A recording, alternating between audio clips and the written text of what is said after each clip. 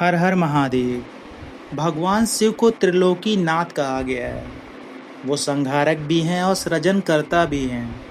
उनकी हर लीला में, उनके हर स्वरूप में जीवन का गहरा संदेश छिपा हुआ है। सोचिए, एक ऐसे देवता जो कैलाश पर्वत पे रहते हैं, जिनका श्रृंगार भस्म है, जो नागों को गले में धारण करते हैं और जिनका वाहन एक साधारण नंदी बैल है, फिर भी वो कितने शक्तिशाली हैं। हमें एक शिक्षा मिलती है कि हमारे पास सब कुछ हो तभी हम शक्तिशाली नहीं बनते। एक साधारण व्यक्ति भी शक्तिशाली हो सकता है। अगर आप भगवान भोलेनाथ के भक्त हैं तो आप असाधारण नहीं हैं, आप भी शक्तिशाली हैं।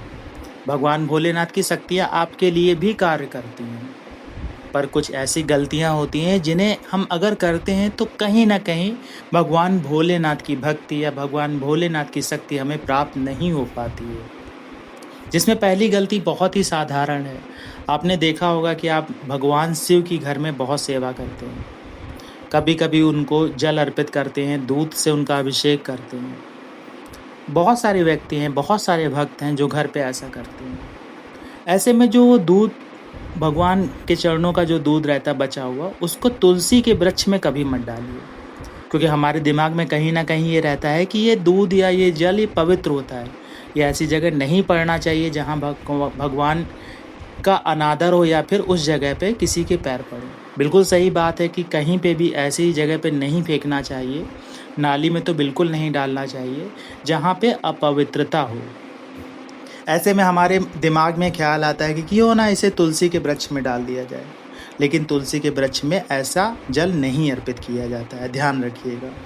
तो पहली गलती कभी मत करिएगा, क्योंकि अगर आप ऐसा करते हैं तो कहीं ना कहीं भगवान की भक्ति से आप वंचित रह जाते हैं। दूसरा, अगर आप कहीं शिव मंदिर में जाते हैं और शिवलिंग की उपासना करने के लिए आप पहुंचते हैं और आप घर पे ही अपना जल वाला पात्र भूल के आ जाते हैं, फिर आपको लगता है कि वहाँ कोई जल का पात्र है, वहाँ से आपने वहीं से पात्र लिया और वहीं से जल लिया और भगवान शिव पर अर्पित कर दिया। ध्यान रखिएगा, अगर आप किसी और के जल के पात्र से भगवान शिव पर जल अर्पित करते हैं तो वो पात्र जिस व्यक्ति का होगा, पुण्य उस व्यक्ति को चला जाता है। आप भले ही जल अर्पित कर रहे हो लेकिन पुण्य उस व्यक्ति को चला जाता है। तो ऐसी गलती मत करिए कि किसी का भी पात्र लेके जल अर्पित कर दिया। अगर आपके पास में पात्र नहीं है, कोई बात नहीं, आप जल अर्पित नहीं कर पा रहे हैं तो ऐसा नहीं है कि भगवान भोलेनाथ आपसे गुस्सा हो जाएंगे या फिर भगवान भोलेनाथ अपनी भक्ति से आपको वंचित कर देंगे। कदापि ऐसा नहीं होगा। अगर आप कुछ भी नहीं लेके जा रहे हैं, आप ऐसे ही खाली हाथ जा रहे हैं उनके पास में, तो सिर्फ हाथ जोड़ के उनके सामने खड़े हो जाइए, मन ही मन स्मरण करिए भगवान भोलेनाथ का। ओम नमः शिवाय का हो सकता है तो जितना जाप कर सकते हैं वहाँ पे जाप कर लीजिए। कहीं बैठ के अगर आप जाप कर पा रहे हैं तो जाप कर लीजिए। भगवान भोलेनाथ का ध्यान करिए, ध्यान में उनको लाने का प्रयास करिए। जितना प्रयास आप भगवान भोलेनाथ को अपने ध्यान में लाने के लिए करेंगे, भगवान भोलेनाथ की शक्ति उतनी ही ज़्यादा आपकी तरफ आकर्षित होती चली जाएगी। आप खुद सोचिए, एक ऐसा व्यक्ति जो पूरी तरह से सक्षम है, वो भगवान भोलेनाथ को कुछ भी अर्पित कर सकता है, लेकिन अगर उसके मन में द्वेष है भगवान भोलेनाथ के प्रति, उसके मन में कोई विश्वास नहीं है, श्रद्धा नहीं है, तो कुछ भी भगवान भोलेनाथ पे अर्पित कर दे, उसका क्या अर्थ निकलेगा या उसका क्या फल उसे प्राप्त होगा। लेकिन वहीं एक ऐसा व्यक्ति जिसके अंदर भगवान भोलेनाथ के प्रति बहुत अधिक श्रद्धा है, भगवान भोलेनाथ जिसके लिए सब कुछ हैं, वो व्यक्ति अगर एक छोटा सा पुष्प भी भगवान भोलेनाथ पे अर्पित करता है या फिर एक बेलपत्र भी अर्पित करता है तो भगवान भोलेनाथ प्रसन्न होते ही होते हैं। भगवान अपना आशीर्वाद देते ही देते हैं। तीसरी गलती हम क्या करते हैं कि कभी कभी हम दीपक लेके नहीं जाते हैं। हमने दीपक लिया नहीं या फिर ख़रीदा नहीं, वहीं पे गए हमें कोई दीपक मिल जाता है, उसी दीपक में हम अपनी रोई और घी या तेल, जो भी आप भगवान शिव को अर्पित करना चाहते हैं, जिस प्रकार का दीपक आपने डाला और जला दिया।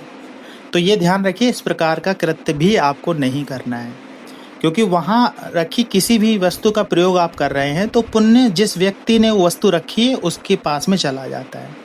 अगर आप उस दीपक का प्रयोग अगर आप करते हैं तो उस दीपक में अगर आप बाती जला रहे हैं तो उस दीपक के माध्यम से वो जो पुण्य होगा उस व्यक्ति को चला जाएगा। आप एक मिट्टी का दीपक लेके जा सकते हैं, जैसी आपकी श्रद्धा है वैसा दीपक लेके जा सकते हैं, लेकिन स्वयं का दीपक लेके जाइए। ऐसा दीपक लेके जाइए जिसको आपने घर से लेके आए हो या फिर आपने स्वयं खरीदा हो। उसी दीपक में दीपक जलाइए और भगवान भोलेनाथ का आशीर्वाद ग्रहण कीजिए। एक गलती बहुत ज़्यादा लोग करते हैं, ये चौथी गलती है।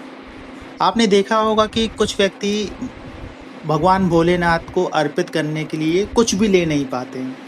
ना वो बेलपत्र ले पाए, ना वो दूध ले पाए, ना जल ले पाए, या कोई पुष्प नहीं ले पाए, धतूरा या जो भी चीज़ें भगवान भोलेनाथ पे अर्पित की जाती हैं या आप अर्पित करना चाह रहे थे और नहीं ले पाए।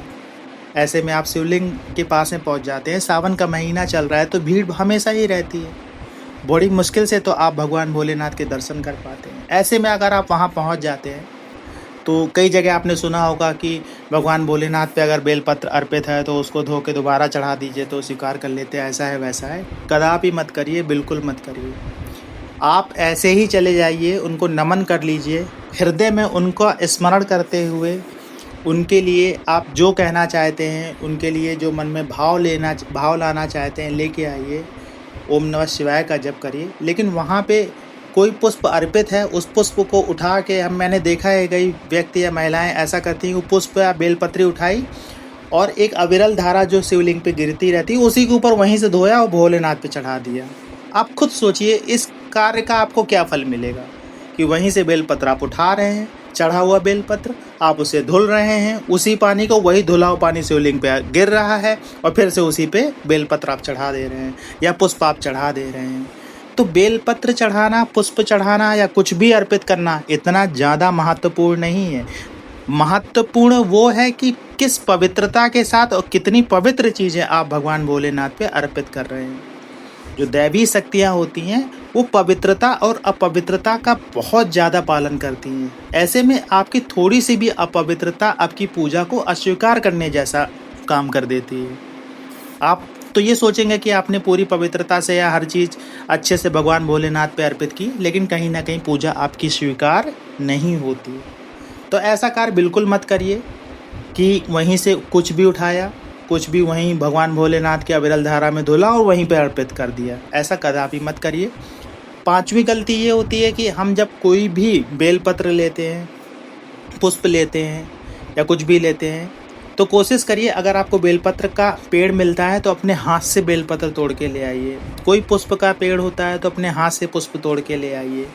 खरीदे हुए पुष्प, खरीदे हुए बेलपत्र में जो पवित्रता होती है उसमें थोड़ी सी शंका रहती है। कभी कभी क्या होता है, जो पुष्प बेच रहा है पुष्प उसके नीचे गिर जाते हैं और वही पुष्प वो उठा के दोबारा रख देता है। कभी कभी बेलपत्र वो गिरे होते हैं नीचे, वहीं पड़े रहते हैं, गंदगी में पड़े रहते हैं, वही उठा के रख लेते हैं।